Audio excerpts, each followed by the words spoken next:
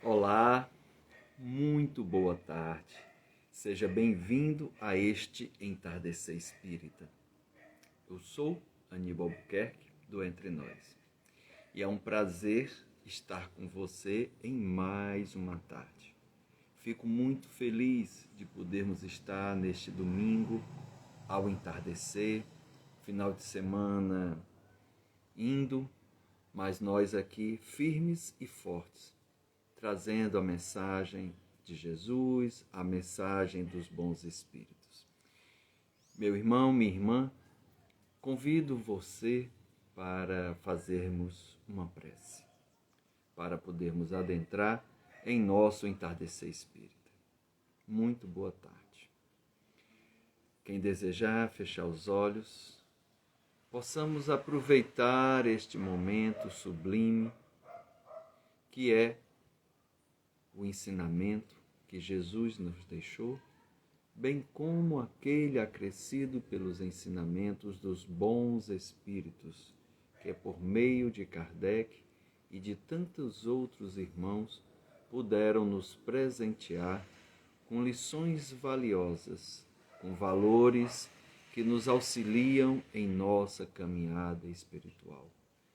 Desejo a cada um de nós um feliz entardecer, muita paz e muita luz, que assim seja. Fico muito feliz de estarmos aqui reunidos à tarde, em mais um entardecer, dando continuidade ao tema que abordamos na semana passada, a religião que Jesus nos ensinou. E conforme eu falei, não é a religião que Jesus nos deixou, porque ele não deixou nenhuma religião estabelecida. Mas a religião que ele nos ensinou é a forma de melhor nos conectarmos com o Pai, com o Criador, com Deus. Porque religião vem de religare, e religare é ligar-se, conectar-se ao Pai, ao Criador. Então, fico muito feliz que a gente possa abordar essa temática, procurando nos levar a reflexões, a ponderações. A sua opinião, o seu comentário também é muito valioso. Se quiser deixar, ficamos muito felizes em compartilhá-lo.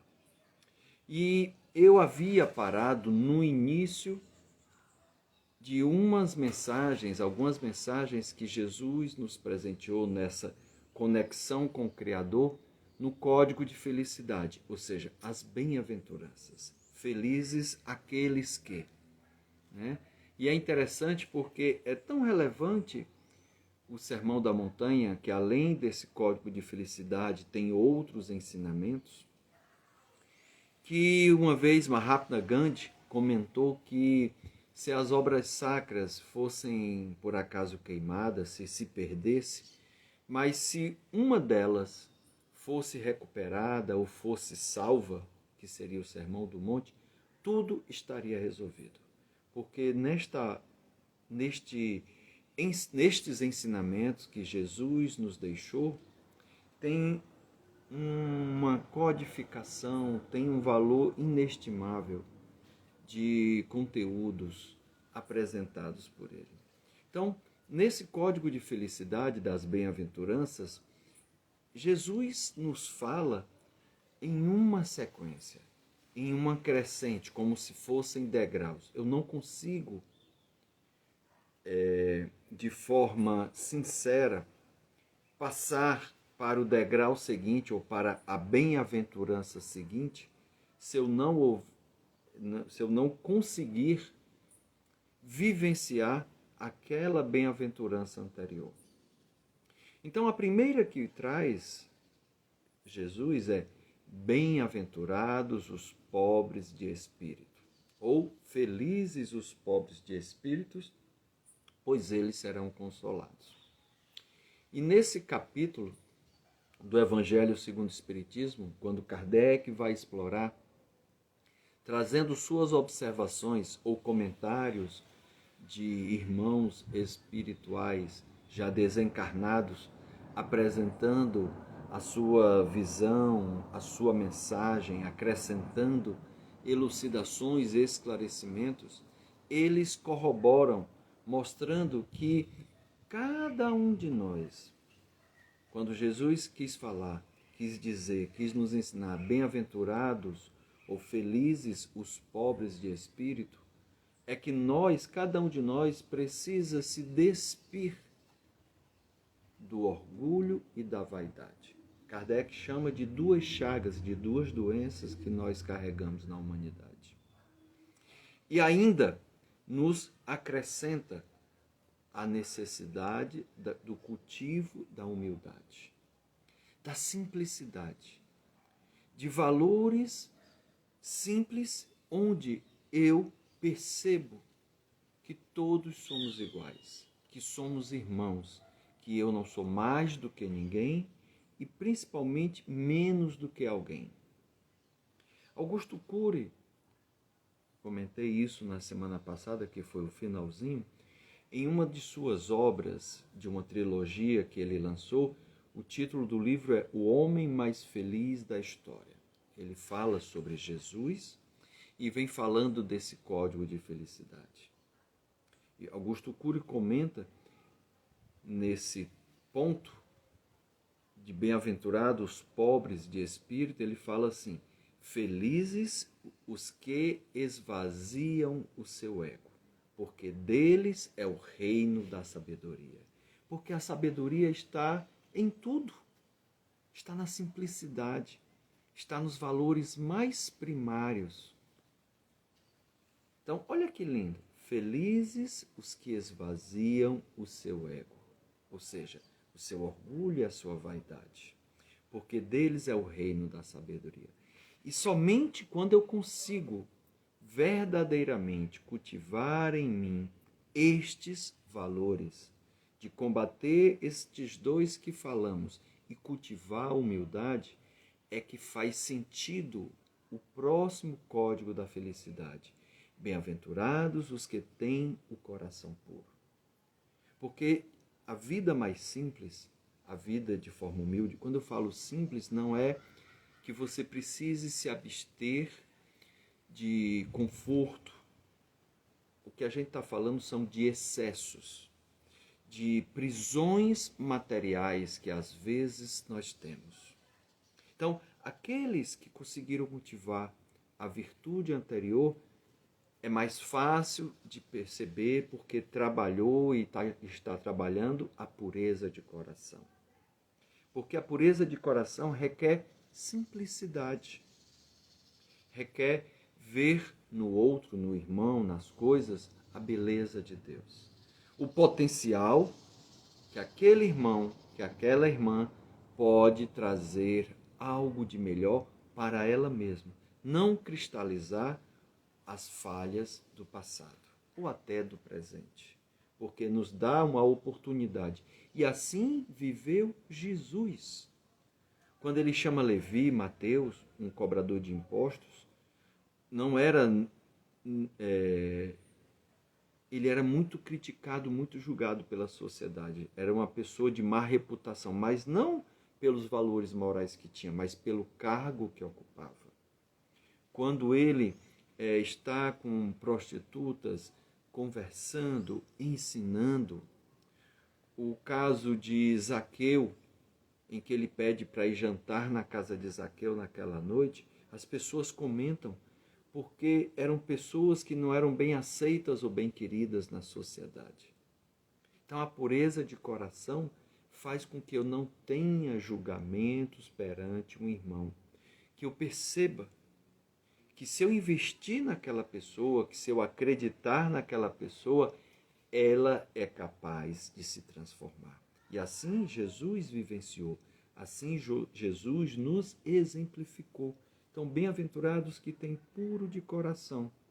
E é interessante porque no Evangelho segundo o Espiritismo, neste capítulo em específico, Kardec traz alguns tópicos falando de simplicidade, falando da necessidade, da importância da pureza de coração, falando ainda do pecado por pensamento. Muitas vezes eu não faço algo com vergonha, mas em pensamento eu estou fazendo. Mas só em pensar, os Espíritos nos explicam e nos mostram e exemplificam no Evangelho segundo o Espiritismo que eu já estou errando, que eu já estou adquirindo uma falha perante a minha pessoa ou perante terceiros. Olha que interessante. Então ele fala que a pessoa bem-aventurada, os que têm puro de coração, ou seja, uma pessoa que tem a pureza de coração, ela nem sequer pensa no mal. Ela não vê mal em tudo. Claro que a gente não pode ser tolo e inocente. Não, não é isso. Mas é porque há pessoas que só veem maldade no outro. Ou só enxerga as coisas ruins, não enxerga nada de bom. Então é disso que Jesus fala.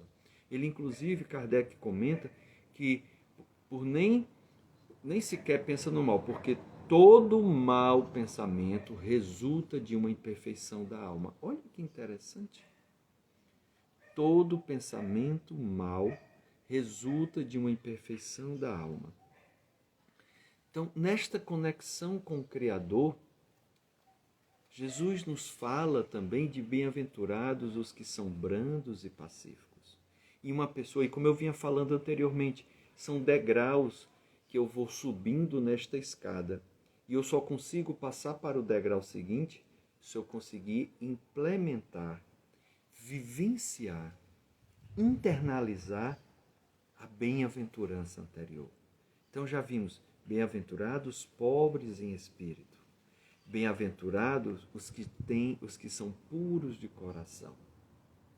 Agora, quando eu consigo cultivar a pureza de coração, bem-aventurados que são brandos e pacíficos. Brando é aquela pessoa que é afável, que é doce, que é meiga. Então, é uma consequência da bem-aventurança anterior. Até isto, Jesus ordenou propositadamente, porque são virtudes psicológicas que vamos cultivando, que vamos conquistando, e à proporção que conquistamos, vamos galgando o próximo passo.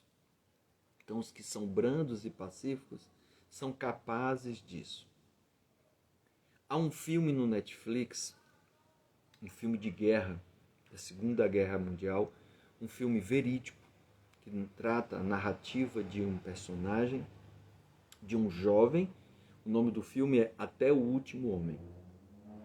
E ele era muito temperamental, muito briguento, quase que matou o irmão. E ele fez uma promessa de não comer carne e de não segurar arma. Então ele foi para a guerra e ele quase que ia para uma corte marcial porque ele não aceitou carregar nenhum armamento. Ele era ridicularizado pelos companheiros. Os companheiros tinham medo porque não podiam se sentir seguros na sua companhia, porque ele não podia defendê-los. Mas neste filme, o seu batalhão praticamente só não é exterminado porque ele, com a sua coragem, conseguiu salvar cada um dos que se feriram. E ele, quando voltou, ele foi reconhecido e condecorado. Até o último homem. Uma pessoa que na sua alimentação não comia, ele era vegetariano, indo para uma guerra, um jovem, e não levantou arma. Me lembra muito Mahatma Gandhi, que conseguiu libertar a Índia simplesmente agindo pela não violência. Então, isso é um nível altíssimo que nós ainda não conquistamos. Bem-aventurados os que são brandos e pacíficos. Que se pisarem no seu pé, no seu calo, como é que eu vou reagir? No caso deste personagem, do filme que eu citei, ele era brando, ele era pacífico, ele queria o bem, ele não queria matar uma vida. Ele não queria matar ao próximo, ele respeitava. Então é muito interessante. Ele era inclusive evangélico. Mais adiante, a gente não vai falar de todos os códigos da bem-aventurança, mais adiante ele vai dizer, se você é brando e pacífico, bem-aventurados que são misericordiosos. Se você quiser trazer algum comentário, alguma sugestão, alguma opinião, porque a gente está falando a religião que Jesus nos ensinou. Lembrando que a religião que Jesus nos ensinou tem a ver com a mensagem, com o exemplo, com os ensinamentos que Jesus deixou, que nos conecta com o Criador, que nos conecta com o Pai, que percebe e reconhece aquele ser maior, o Criador, onde nós fazemos parte desse todo que Ele nos dá. Não é a religião formal, com um local reservado, um templo, com imagens, com um ritual. Não, nada disso, mas a conexão. Então, como eu vinha falando, nós já trouxemos algumas bem-aventuranças. A próxima que eu gostaria de deixar é: bem-aventurados que são misericordiosos. É uma virtude natural daquele que é pobre de espírito, que tem o coração puro, que é brando e pacífico. Por quê? Porque a misericórdia é uma pessoa que é bondosa, é uma pessoa que é piedosa, é uma pessoa que é caridosa. E a máxima da doutrina é: fora da caridade não há salvação. E neste tópico,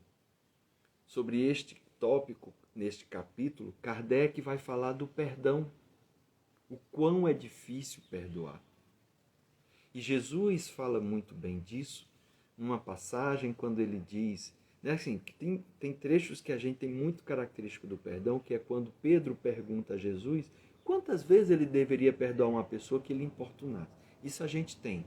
Mas tem uma outra passagem que eu acho muito bonita e que, para nós espíritas, pelo menos para mim, que trabalho em reunião mediúnica, me mostra um pouco dos bastidores das obsessões. O que é que eu estou falando? É quando Jesus, nos seus ensinamentos, ele fala assim: se você está no templo e você vai deixar a sua oferta no ofertório e no caminho, você se lembra que tem algum irmão que tem alguma queixa de você, deixa a tua oferta ali no cantinho e volta e reconcilia-te com o teu adversário, o teu inimigo, com quem tem alguma coisa a reclamar de você, enquanto vocês estão caminhando juntos. Ou seja, enquanto nós estamos encarnados, enquanto estamos vivos na matéria. Olha que interessante. Vai, reconcilia-te com o teu adversário. Antes que ele vá reclamar ao juiz. O juiz é Deus, ou seja, quando ele falecer. Porque nesse momento eu passo a ter uma necessidade de reparação perante aquele meu irmão. E o pior de tudo é que quando este irmão desencarna, se ele tiver com raiva de mim, tiver chateado comigo, alimentando um desejo de vingança, ele pode vir me obsidiar. Porque ele quer que eu repare o mal que eu lhe causei.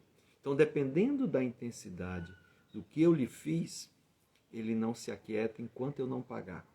E o pior é que, por mais que as coisas estejam ruins para mim, ele não vai perceber que eu já paguei.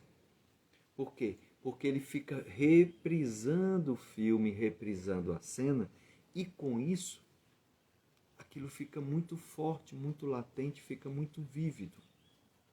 Por isso Jesus fala da importância da reconciliação. E às vezes não é nem preciso pedir o perdão formal, mas se você começa já a conviver com aquela pessoa, volta a falar com ela, volta a interagir, você já começa... Nós estamos ao vivo, né?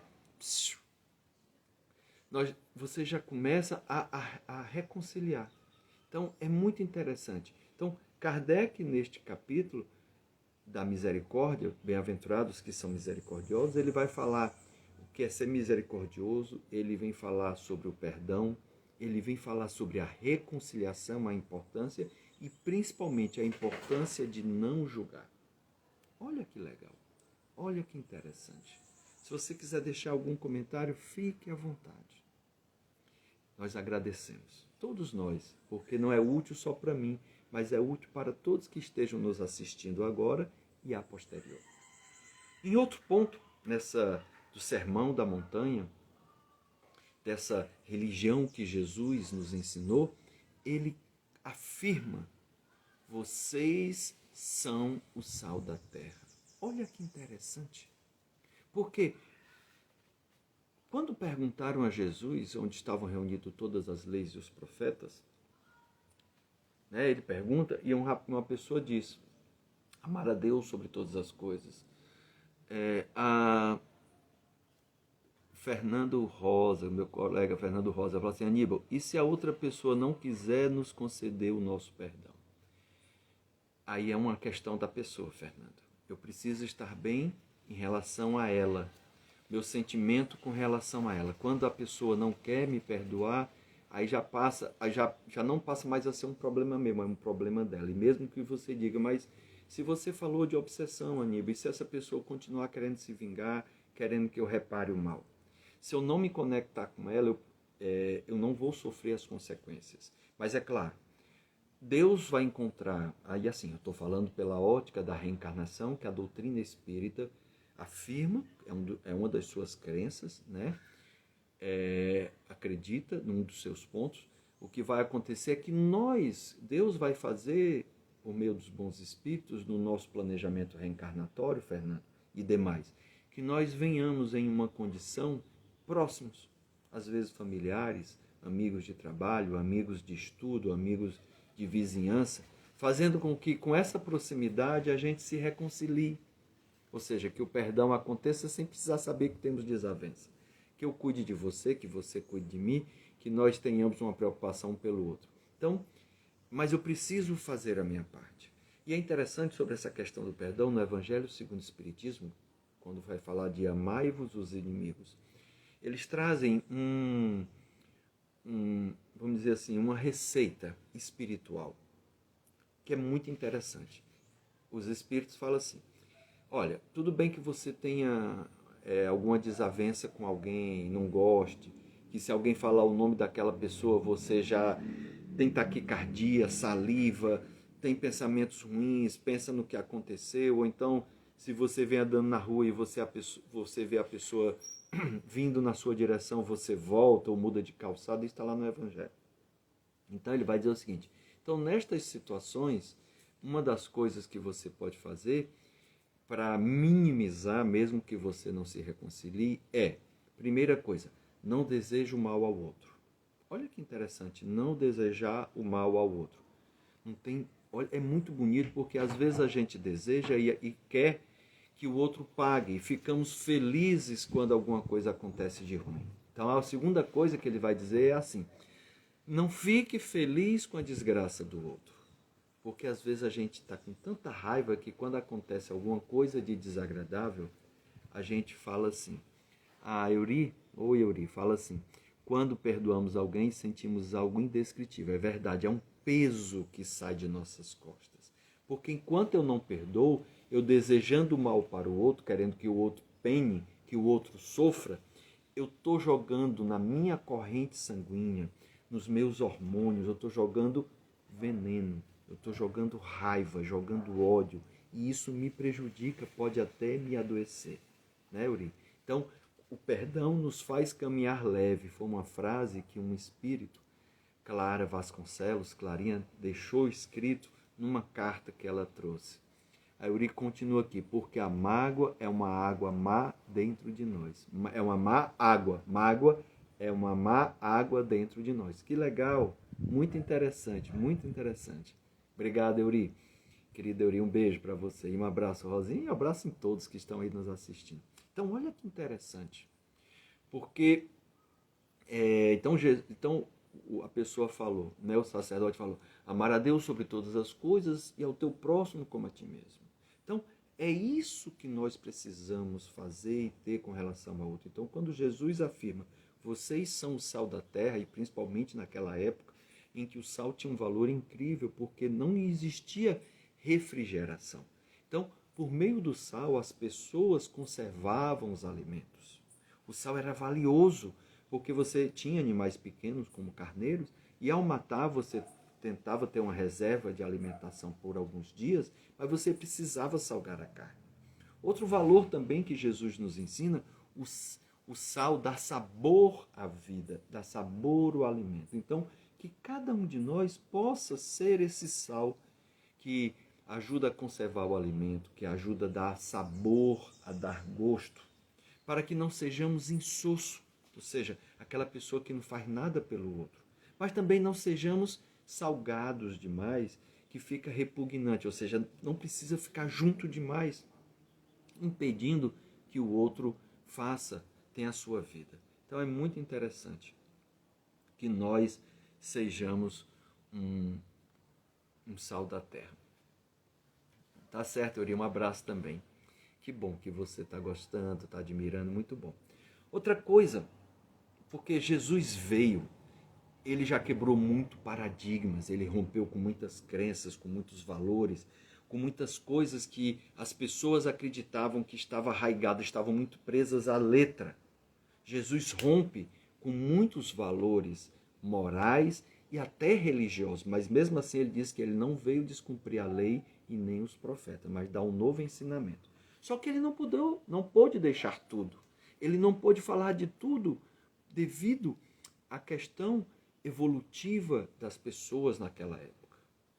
Então ele nos fala de um consolador, ele nos promete um consolador. Fernando, amigo, um abraço bem forte e mais uma vez obrigado pela alegria de ter seus parabéns no dia do meu aniversário. Surpresa maravilhosa. Que bom, Fernando, fico feliz. Então, ele nos fala de um consolador prometido. E depois ele vem, porque ele vem com o advento de ensinamentos de muitos espíritos. Uma ação orquestrada pela espiritualidade para trazer muitos ensinamentos, muitas lições que foram organizadas e compuseram a doutrina espírita. A doutrina dos espíritos. Não é humana, é de lá para cá. E é tão interessante que eu falei muito do Evangelho segundo o Espiritismo. E no Evangelho ele fala o seguinte: um dos objetivos desta obra, o mais importante, é o ensino moral. Olha que bonito! O ensino moral é um dos belos, é uma das finalidades desta obra. E o ensino moral, ele fala assim, para os homens em particular, constitui um código ou uma regra de proceder, de como eu devo me comportar, de como eu devo me comportar em todas as circunstâncias da vida, tanto da vida íntima, privada, como da vida em público, na rua, no trabalho, nos cantos. É o princípio básico de todas as relações sociais que se fundam em uma rigorosa justiça, a justiça divina. É finalmente, acima de tudo, o Evangelho segundo o Espiritismo é um roteiro que é infalível para a felicidade. Se nós conseguirmos colocar em prática os ensinamentos aí contidos. É um levantamento de uma ponta de um véu que nos oculta a vida futura. Essa parte é o objeto exclusivo dessa obra.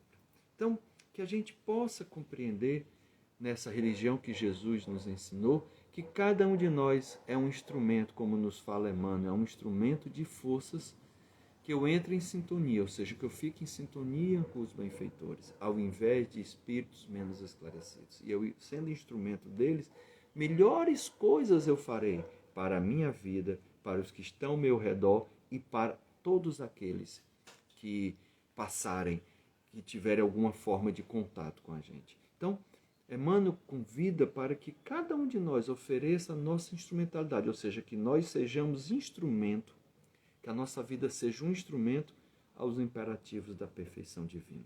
Que a gente vá se burilando, vá se melhorando, vá fazendo a nossa reforma íntima, vá evoluindo. E assim, os ensinamentos de Jesus vão começando a se revelar por esse instrumento que a gente seja, que a gente sirva. E assim, a gente vai iluminando o caminho do nosso semelhante. Porque ele também diz que além de sermos sal da terra, nós somos luzes. E como luz, nós devemos iluminar o caminho do próximo, mas não devemos ofuscá-lo, querendo se destacar, querendo aparecer, querendo se achar melhor do que qualquer outra pessoa. Não, que sejamos a luz do mundo. Por isso, nós precisamos ter cada vez mais Jesus em nosso coração e em nossa mente, para que conectados possamos nos utilizar da emoção e da razão para melhor compreender a sua mensagem, a sua palavra e assim sermos instrumentos. Meus amados irmãos, nesse momento concluímos a nossa segunda parte do tema A Religião que Jesus nos ensinou. Espero que tenha sido proveitoso lembrando sempre a você que nos assiste, que esse conteúdo está gravado, vai ficar gravado aqui no Instagram, onde você poderá assistir ou reassistir outras vezes, poderá indicar, compartilhar para outra pessoa. Deixo também no YouTube em Aníbal Buquerque e também no Spotify em Entre Nós com Aníbal Buquerque.